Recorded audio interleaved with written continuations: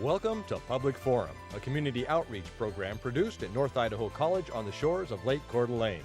Featuring guests from around the globe addressing a wide variety of subjects, Public Forum serves to educate and enlighten. Please join host and moderator, political scientist Tony Stewart, in welcoming today's guest.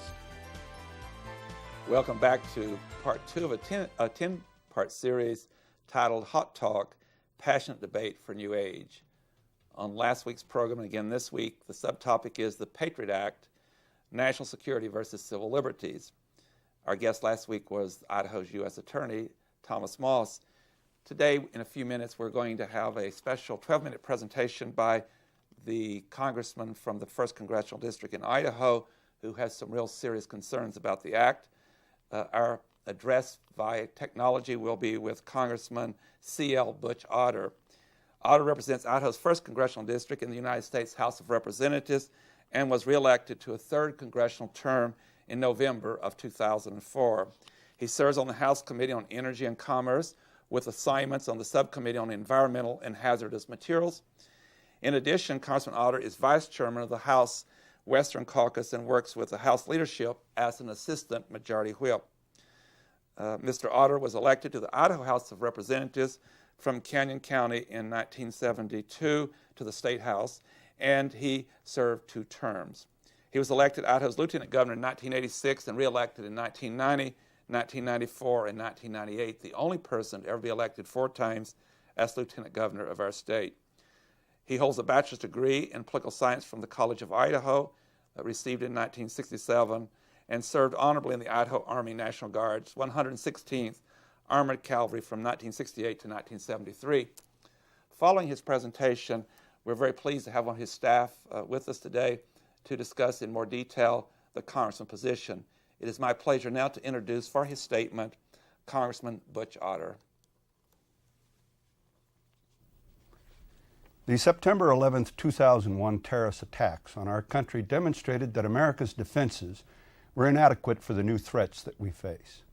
President Bush and then Attorney General Ashcroft asked Congress for new powers to interdict and prosecute the increasingly decentralized terrorist network operating in our country. I agreed that some of the new powers requested were necessary and supported large parts of the Patriot Act, which were passed just 46 days after the 9/11 attacks.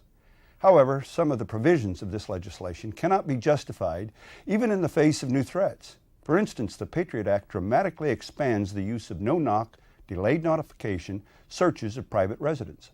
This provision threatens the protections afforded us by the 4th Amendment by making it a rule rather than an exception allowed only under special circumstances to allow the government to search a private home without ever informing the residents that they were the targets of an investigation.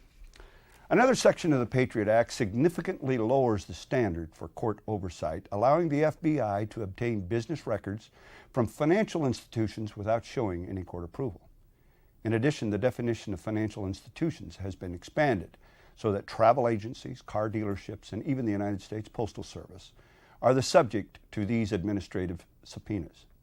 Perhaps the most far-reaching provisions of the Patriot Act are those that affect the Foreign Intelligence Service Act, or FISA. FISA orders are issued by secret courts and previously were restricted to cases in which the sole purpose was to obtain foreign intelligence information.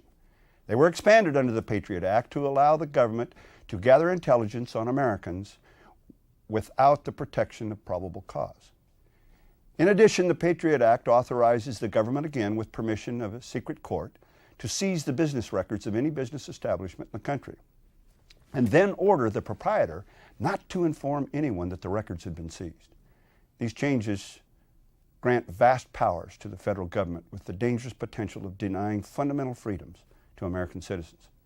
Now, during my time in Congress, I have continually supported taking thoughtful and balanced measures to strengthen our national security and protect Americans from the vicious attacks by those who oppose freedom and wish to destroy our way of life.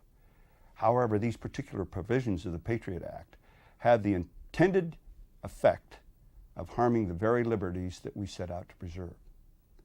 In response to my deep concern about the way that we have expanded the government's power over the individual, I will soon be reintroducing the Security and Freedom Insured Act, more popularly known as the SAFE Act. The SAFE Act would continue to provide law enforcement with the tools necessary for winning the fight against terrorism while safeguarding the freedoms of American people. It addresses a few particularly controversial provisions of the USA Patriot Act that permit federal law enforcement to survey Americans without adequate oversight from the courts. I am particularly concerned about how the Patriot Act expanded the powers of government to conduct sneak and peek searches. Many advocates of this provision have tried to comfort the American people with soothing talk about how this power is rarely used and has certainly never been abused by federal law enforcement officers. The issue at hand, however, is not where or when or even how often these warrants are used, but rather that the government possesses these broad and sweeping powers at all. Now, I have no doubt that the Patriot Act sneak and peek provisions were well intended. However, Americans can only feel truly safe if their freedom and liberty is secure. Of course, sneak and peek warrants were used before the passage of the USA Patriot Act, and I recognize that the courts have upheld their use in limited and extraordinary circumstances. But this does not justify the serious steps taken in the Patriot Act to erode our Fourth Amendment protections. By broadening the use of sneak and peek warrants and making them the standard rather than the exception, the Patriot Act threatens the liberties that we are granted by our Creator and then protected by our Constitution. The SAFE Act narrows the scope of sneak and peek and restores the checks and balances that were built into our Constitution. Where the Patriot Act allows for more delayed notice of search warrants in any and all circumstances, where notification would seriously just jeopardize an investigation or unduly delay a trial, the SAFE Act more carefully defines the very specific circumstances which a sneak and peek warrant can be used. In addition, it employs the more concrete notification procedure upheld by most courts before the Patriot Act, rather than delaying the notification for an ambiguous, reasonable period of time. If we are going to codify this questionable tactic of delaying notification of searches, shouldn't we at least limit it to the practice previously established by the courts? The SAFE Act also restricts the government's ability to obtain business records under a FISA order from a secret court. It allows the government to request records from anyone, but it requires specific evidence that the records sought belong to a person who is believed to be a foreign power or an agent of a foreign power. It no longer would allow the government to seek records concerning just any person. By making all businesses subject to a FISA request business records, the Patriot Act also makes libraries an adjunct of government and thus threatens the First Amendment rights of all Americans who use libraries for research, education, and for pleasure.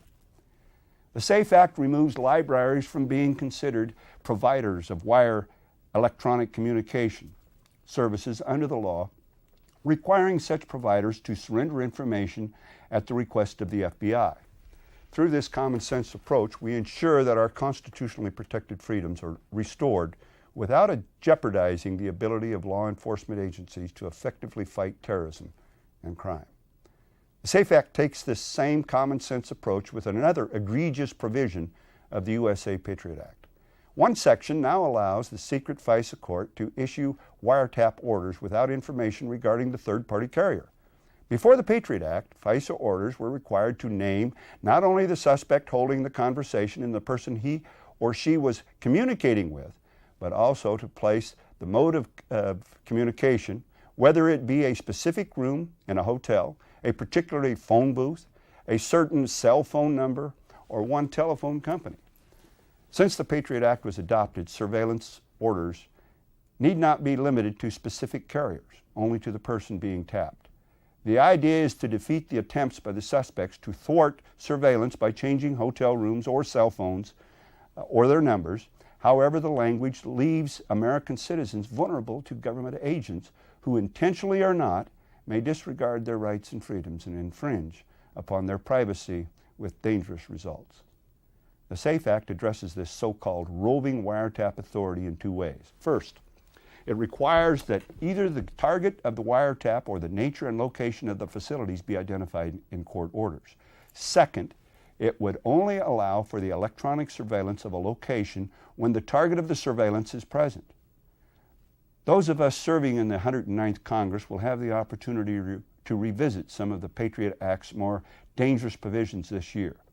Whatever other errors they might have made, the bill's authors were wise to include a sunset provision, which means that some of the sections granting federal law enforcement or intelligence officers greater search and surveillance powers will expire on January 1st of 2006.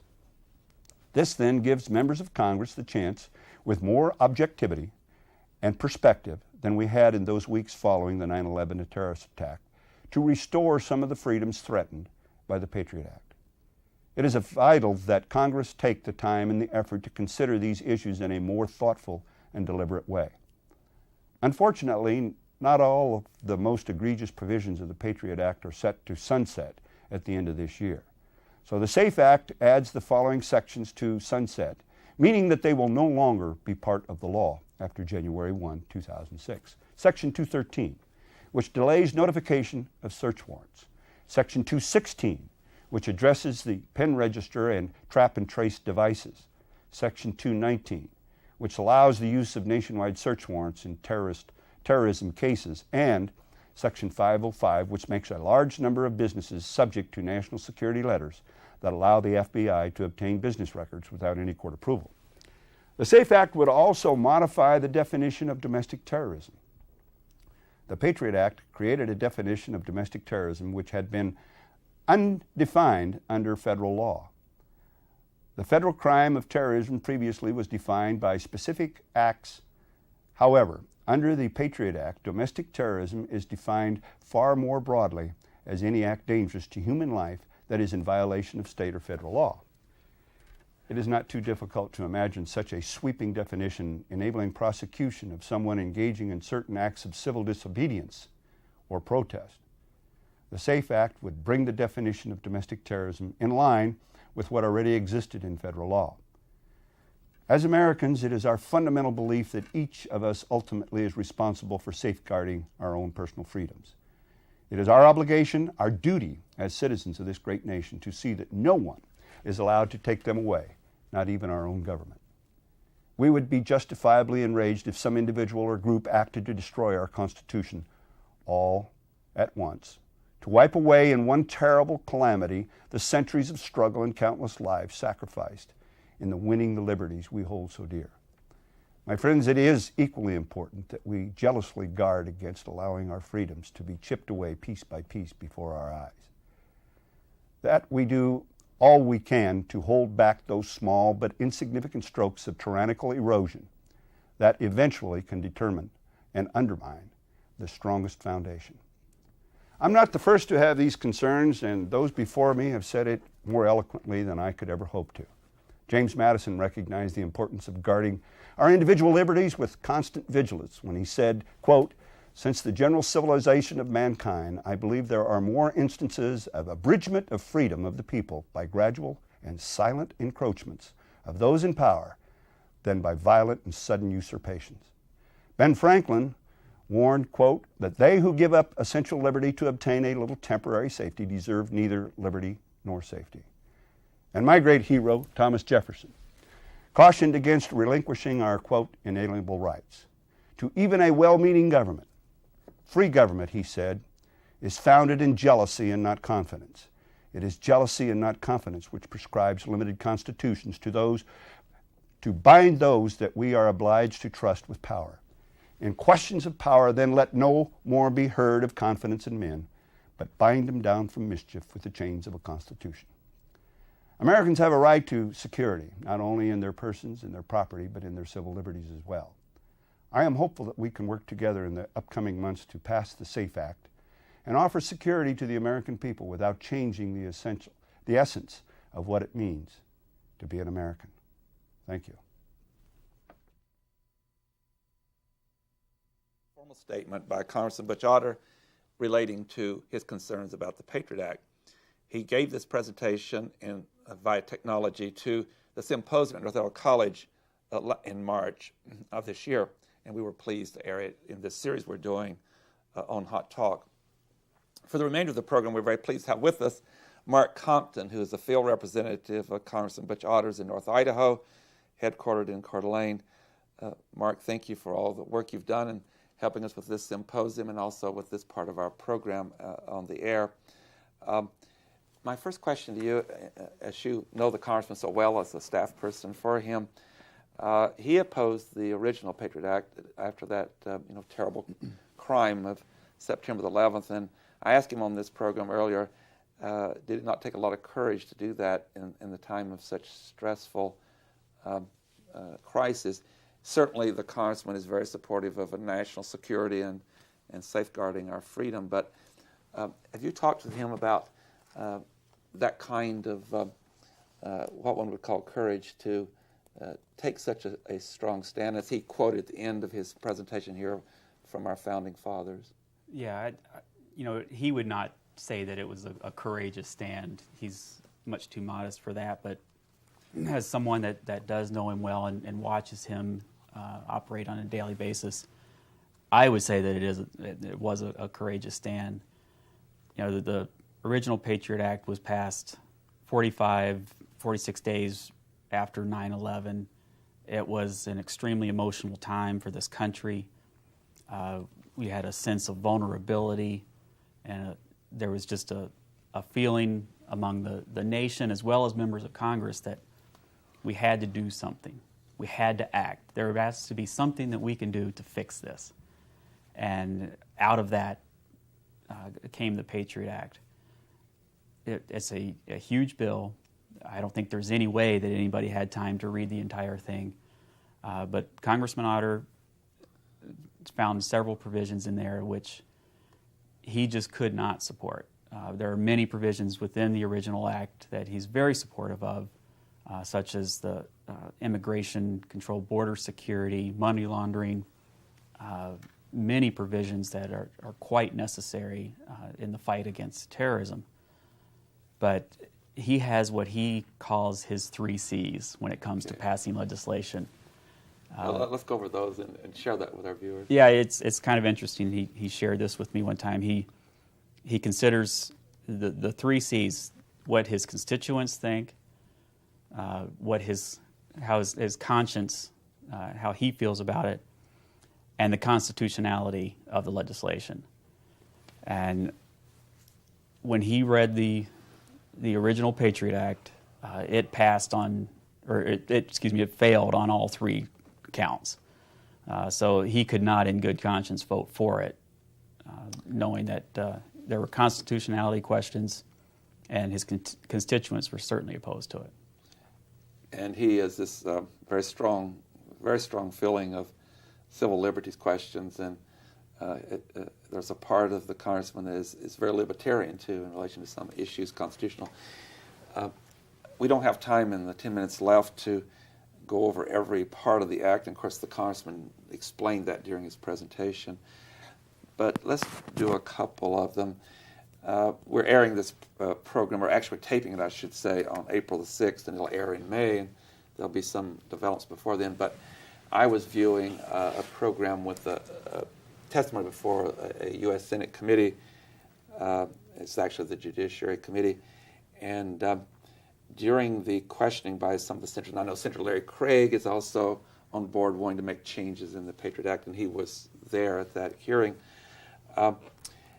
One of the concerns that the congressman's had and others has to do with searches, what I guess we call peek and search.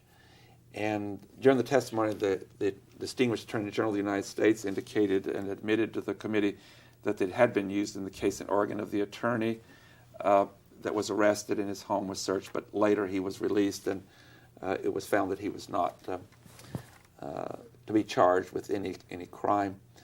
Have you had a chance that just a couple of days ago, but does this in any way verify the Congressman's concern about that particular provision of the Act? Yeah, I think it does.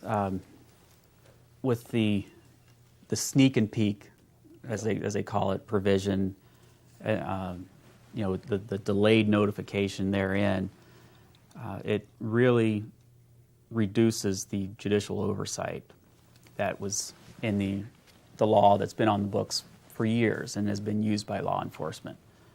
And what the Congressman is trying to accomplish with the SAFE Act is to reinsert that judicial oversight including a time limit on the delayed notification of 7 days. If for extenuating circumstances that cannot be done or should not be done, they can go back to the judge and get an additional 21 days. And if that is not sufficient, they can again go back to the judge. But in every case, the judge has to be involved. It creates that judicial oversight, once again, reinstates that, and reaffirms our system of checks and balances. Is this very similar to, in the 1960s, they passed the Omnibus Crime Control and Safe Streets Act? It was concerning about certain crime, but in there, in relation to wiretapping, you had to go to a judge, and you could get, if satisfied the judge, you could get a 30-day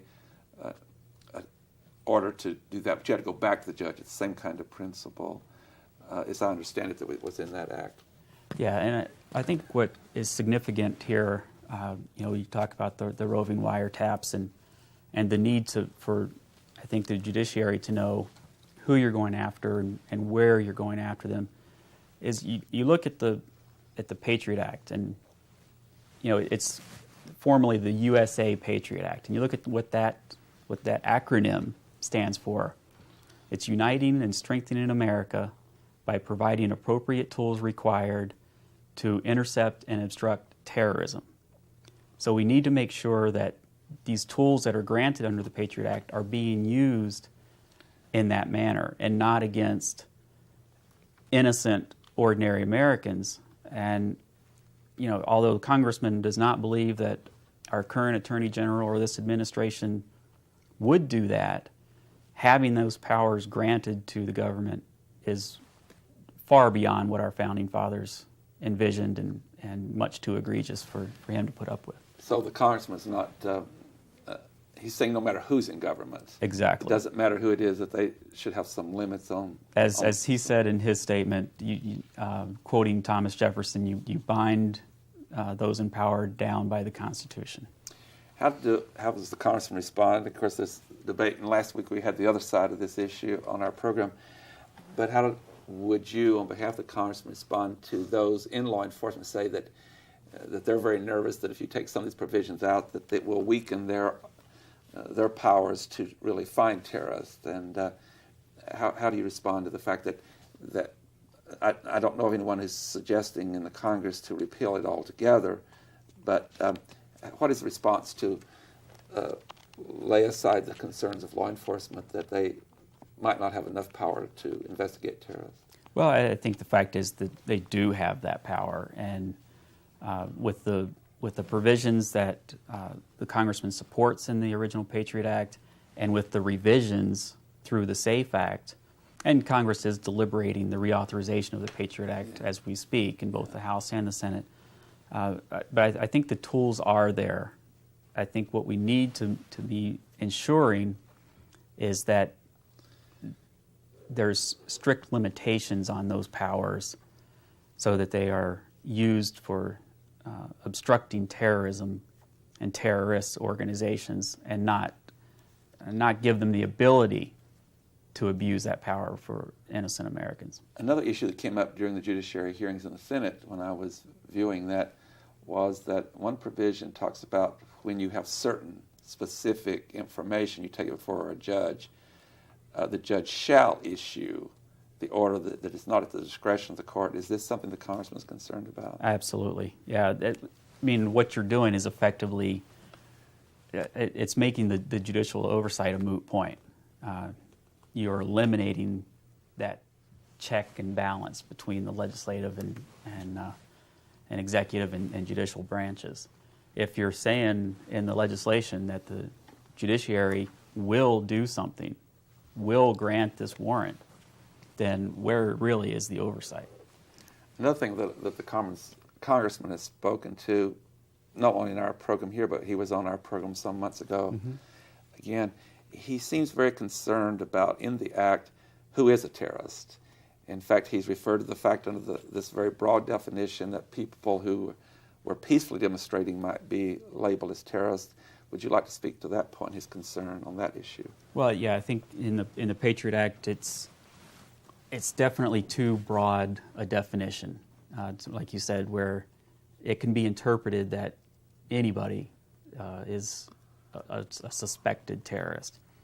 So as part of the SAFE Act, the Security and Freedom Assured Act, it defines domestic terrorism to be in line with the definition of terrorism that's already in federal code. So it limits it to, to where they're going after folks that are intent to harm this country and our citizens. Based on that provision, some others, although the process in the courts on dealing with constitutionality, as we understand, goes through different levels, the district court and the Court of Appeals and the Supreme Court. If the congressman and others, like Senator Craig, and on the other side of the aisle, a lot of the Democrats, if it was to be extended as it is, there's also a possibility that the U.S. Supreme Court would, and the court has addressed some issues already, but not some of these specific provisions. There is a chance that some of this would not stand up constitutionally. Is that correct? Well, I think you will certainly see them challenged. No one can predict how the Supreme Court is going to rule, but there are significant constitutional questions about a lot of these provisions, and I think that if it is reauthorized and continued as is, you're certainly going to see action at the Supreme Court level. There may be some action. The disadvantage of taping a program and it airing later is that people say, well, why aren't you up to date? And so, who knows? It may have already happened. Yeah. But what do you think? It appears this is not a partisan vote in the Congress. It looks like there are Democrats and Republicans on both sides. But does it look like that it's real possible there will have to be some revision for it to pass? I think there will. With the SAFE Act that was introduced in the House, which, understanding this is a tape show, it was introduced this morning, as a matter of fact. There are 9 original co-sponsors, 5 Republicans, I think 3 Democrats, and an independent. And so it truly is a bipartisan bill. There's a lot of support for it. And I think, as the Patriot Act was passed in haste, we've had time to deliberate, think about it thoughtfully. I think there's a realization among members of Congress that we need to change some provisions. Mark Compton from the Office of Congressman Butch-Otter, thank you for your time. You've been most helpful. And thank you, Tony. Ladies and gentlemen, be with us again next week, and we will continue our discussion on Hot Talk, and we'll move to another very interesting issue in this 10-week series. Until then, please have a good week. I am Tony Stewart. Recorded on the campus of North Idaho College, Public Forum is the longest-running in-house college production on PBS. Each episode is pre-recorded live and is an educational outreach from North Idaho College. Please join us at this same time next week for another edition of Public Forum on this public television station.